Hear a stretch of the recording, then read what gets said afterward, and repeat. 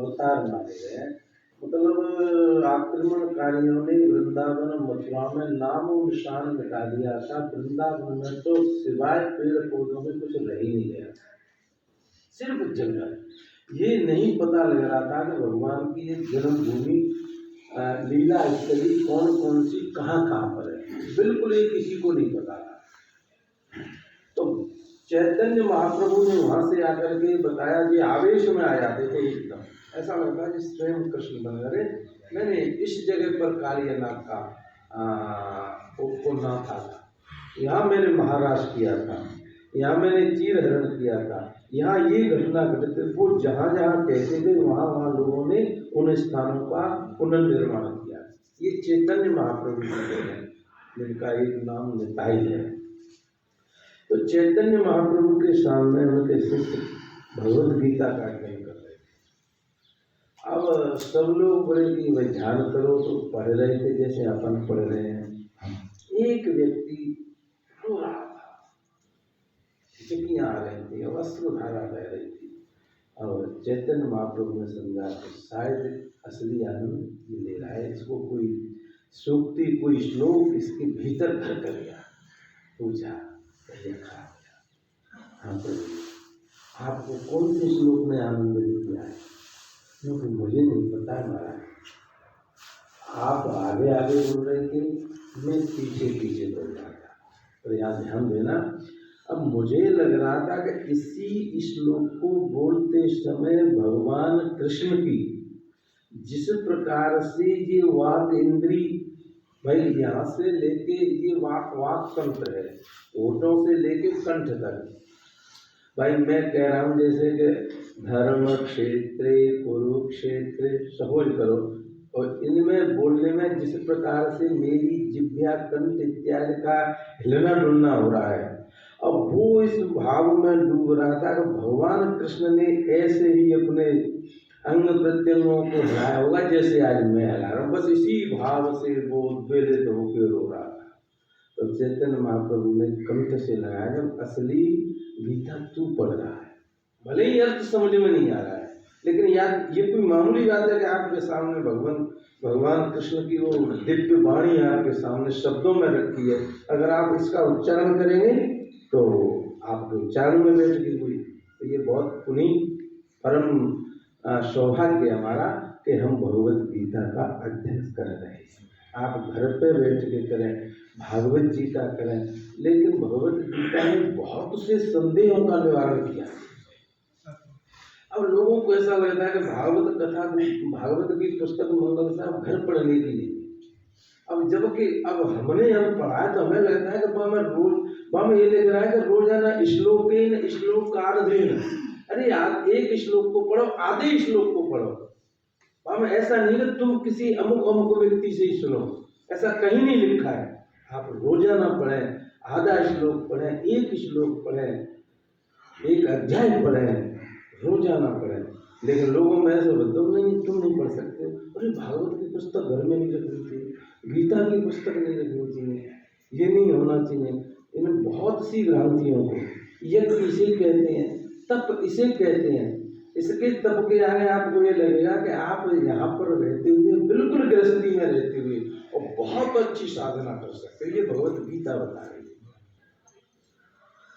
आप घर में रह के रोजाना कार्य करते हुए, अब ये और क्या चल रहा है, आप सन्यासी हैं। शुरू में ऐसा क्यों कहते हैं गीता रखने घर में महाभारत है जाके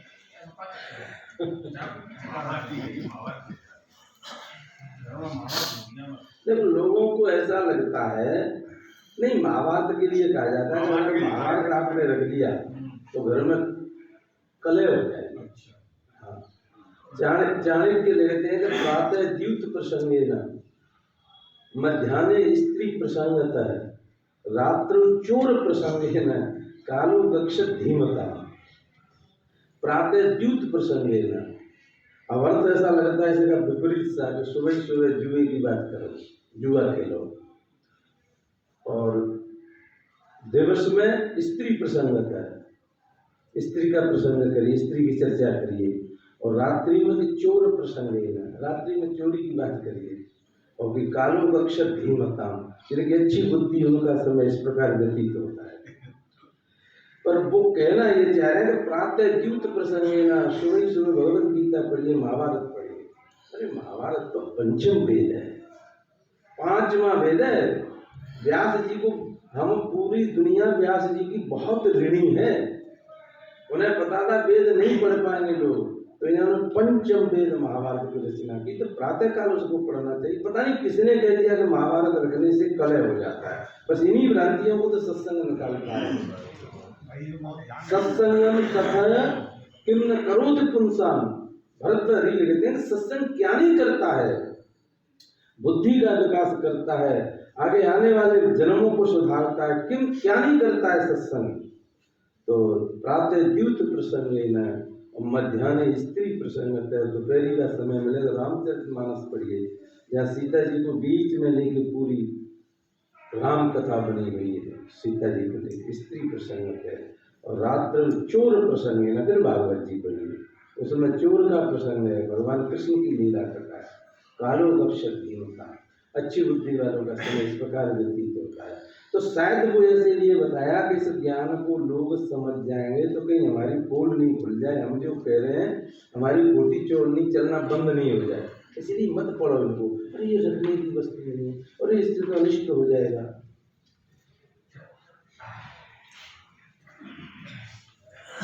एक सिहोरी में प्रसंग बस मैं कह देता हूँ, सिहोरी में जो संत आए थे MP के, क्योंकि हमें आला के बड़ो शौक को ठाकुर रह जाए आला, और आला को पहले गाँव में बहुत शौक हो।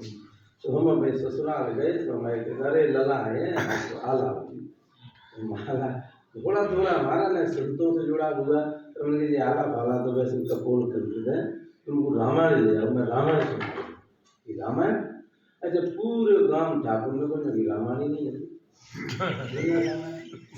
खाना खरीदी ना कि लाए तो पर पंडित जी न्यों कही तुम्हारे घर में रखे को दिखाई ना, तो पंडित जी ले गए, हम महाभारत लाए और वो लहे जो है रामायण, और भागवत लाए तो पंडित जी ले गए। बिल्कुल सत्य घटना है।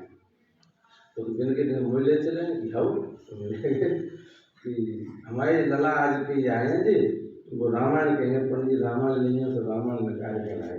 फिर महाराज जी कह रहे हैं भैया जान तुम दिन तक क्यों ले ली, ये कहीं इनको पढ़ने का अधिकार नहीं है कि हमारे राम थे, क्षत्रियों के वंश का वर्णन, इस तुम्हारा क्या है पंडित जी, लाओ हमारी रामायण।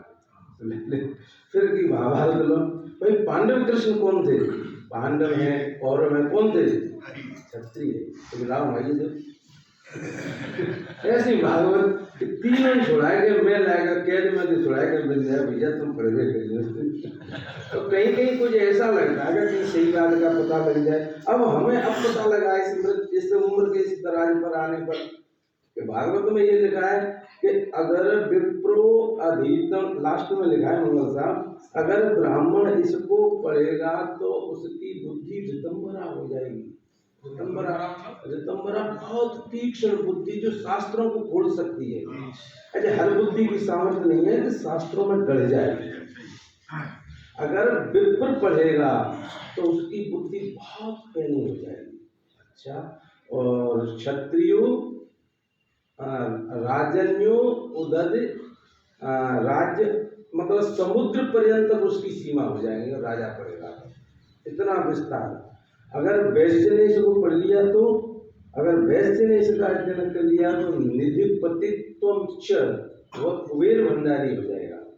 अगर शूद्र ने पढ़ लिया तो उसका अंतःकरण निर्मल होकर मुक्ति हो जाएगी। ये भागवत जी का श्लोक है। अब इसका मतलब सभी को उसको पढ़ने का, जैसी हमारी भावना होगी वैसा वैसा अपन करें। तो अपन प्रवेश करते हैं। 2 श्लोक हुए कि 3 हुए?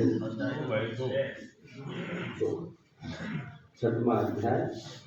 भगवान ने कहा अनाश्रित कर्म फलम कार्यम कर्म करोति सन्यासी के योगी से न निरयोगी चाहिए।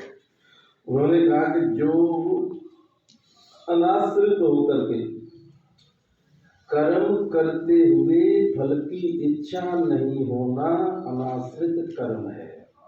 अनासक्त भाव से जो कर्म करेगा वही सन्यासी है, वही योगी है। कर्म योगी भी वही बनता है। श्री भगवत गीता का अंतिम श्लोक है, यत्र योगेश्वरो कृष्ण। योग, जहाँ पर योगी कृष्ण है। अब योगी से क्या तात्पर्य है? यहाँ योग को बोला है समाधि वाला योगी हो। यहाँ वही योगी है कि जो कर्म करता है लेकिन आसक्ति नहीं है। कर्म सब किए हैं लेकिन फिर भी किसी भी प्रकार की आसक्ति नहीं हुई है, वो कृष्ण है, योगी है वो। अरे वही सन्यासी है, जिसने कर्मों के प्रति जो उदासीन हो गया वही सन्यासी है। सभी कर्म को छोड़ दिया। कर्म से तात्पर्य है कर्म फल को छोड़ दिया। कर्म तो करते रहे। भगवान कृष्ण एक मिनट भी जीवन में नहीं, अंतिम समय तक एक मिनट नहीं रुके, लेकिन उनकी बस फलाशक्ति नहीं थी। बस वह योगी है। सिर्फ अग्नि का त्याग करने वाला या क्रिया का त्याग करने वाला सन्यासी और योगी नहीं। उस दिन भी चली थी चर्चा। अग्नि से तात्पर्य जो भी कर्म अनुष्ठान कोई करता है तो उसमें अग्नि को साक्षी माना जाता है। अग्नि से तात्पर्य कि यह कोई अनुष्ठान इत्यादि नहीं करेंगे। इनको क्योंकि कर्म से ऊपर इनकी स्थिति उठ गई है, अनासक्त हो गए, अथवा क्या करेंगे। उस दिन भी चली चर्चा। शिखा सूत्र, ये सन्यासी दंडी स्वामी बांध फेंक देते हैं, यो सब ये किसी भी कर्म को नहीं करें, क्योंकि उन्हें पता है कर्म का फल अनित्य होता है। कर्म से परमात्मा को प्राप्त नहीं किया जा सकता है, कोई भी सिद्धि नहीं मिलेगी। और लगता है ऐसा है कि करने से ही होगा, लेकिन उस स्थिति में करने से भगवत प्राप्ति तभी होगी जब हम धीरे धीरे फल की आसक्ति नहीं करें। अब तीसरे सूत्र पर अपन प्रवेश करते हैं। आरुरुक्षो मुनिर्योगम, आरुरुक्षो मुनिर्योगम, कर्मं कारणमुच्यते, कर्मं कारणमुच्यते, योगारूढस्य तस्यैव, योगारूढस्य तस्यैव, समः कारणमुच्यते, समः कारणमुच्यते। योग में आरूढ़ होने की इच्छा वाले। आरूढ़ शब्द का तात्पर्य योग की पराकाष्ठा को प्राप्त करने वाले, परम योगी बनने वाले, जो उस स्थिति को प्राप्त करने। योगारूढ़ पूरे जीवन में योग पूरी तरह छा जाए, समाहित हो जाए, उस स्थिति को प्राप्त करने वाले। योग में आरूढ़ होने की इच्छा वाले मननशील पुरुष के लिए योग की प्राप्ति में निष्काम भाव से कर्म करना ही हेतु कहा जाता है। भाई योगी वही व्यक्ति बन पाएगा, भगवत गीता का योगी वही व्यक्ति बन पाएगा कि जब उसके हृदय में से कर्मों के फल की इच्छा शांत हो जाए, तब ही वो योगारूढ़ हो पाएगा। कर्म पूरे दिन कर रहा है, मतलब काफी असंभव सी लग रही है नहीं हमें अपनी साधना के हिसाब से, लेकिन कर्म करते हुए भी अकलता बन जाए वो व्यक्ति। भाई वो ये तो लास्ट स्टेज की चर्चा है, तो थोड़ी सी नहीं भी समझ में आवे तब भी इसके प्रति श्रद्धा भाव रखते हुए हम अपन ऐसा समझ लें कि ये हमारी बुद्धि नहीं पकड़ रही है, तो इसका तात्पर्य है हमारी अभी साधना की कमी है। भगवत गीता में कमी नहीं है। निश्चित रूप से हम उस साधना तक अभी नहीं पहुंच पा रहे हैं। हम ऐसी कल्पना नहीं कर सकते हैं कि क्या कभी ऐसे भी कर्म किए जा सकते हैं कि फल की इच्छा ही नहीं है। हम कर्म जब करते हैं जब पहले फल की इच्छा बैठ जाती है, जब कर्म करने के लिए प्रेरित होते हैं। और ये भगवत गीता संकेत करती है कि कर्म करते हुए बिल्कुल संकल्प रहित होकर कर्म किया जाए। उस योगारूढ़ पुरुष का जो सर्व संकल्पों का अभाव है वही कल्याण में हेतु कहा जाता है। वह योगारूढ़ जब ही होगा उसका कल्याण जब ही हो सकता है जब उसके हृदय में से संकल्पों का उठना बंद हो। संकल्प, हाँ, संकल्प उठेगा तो विकल्प होगा। मतलब किसी भी कर्म को करने की स्फुरणा, भीतर जो कामना सी उठती है भीतर से, काश ऐसा हो जाए, इसके लिए अब मुझे ये करना पड़ेगा। अब वो करने लग गया, उसमें बाधा आ गई, ये कामना बन गई और बाधा आ गई तो क्रोध आ गया। क्रोध आएगा सोई दूसरी धारा की तरफ बह जाएगा। और वो व्यक्ति अनासक्त वाला कर्म कर रहा है, फल नहीं मिल रहा है, तो वो पहले फल की इच्छा ही नहीं है, इसलिए नहीं मिल रहा है, कोई बात नहीं, मिल जाए तब भी कोई बात नहीं, काफी अच्छी स्थिति है। लेकिन वो हो जाएगी तभी वो अंतिम समय तक, जैसे कोई जीवन मुक्त का आएगा नहीं, वो तभी